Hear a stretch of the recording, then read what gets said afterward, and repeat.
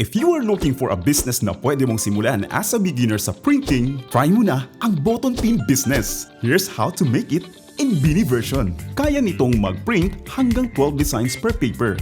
At bawat bilog naman ng button pin design ay may 2.7 inches. Pwede kang mag-cut ng iyong design using your scissor or kung pang maramihan, madalas na ginagamit ay circular die cutter for button pin. Ito naman ay optional lamang. Ang unang gagawin natin ay dapat nakapwesto ang mold A sa ating harapan at ilagay ang metal plate dito kasama ang iyong napiling design na dapat nakalihis ng 1 o'clock direction. Next ay ilagay sa ibabaw nito ang clear film at saka iikot ang base nito pakabila. Sunod dito ay ang mold B.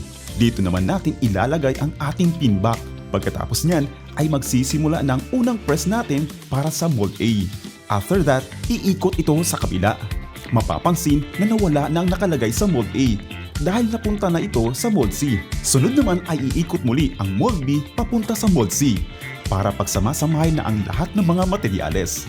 Saka natin itong i-press sa panghuling beses na may konting diin. And that's it!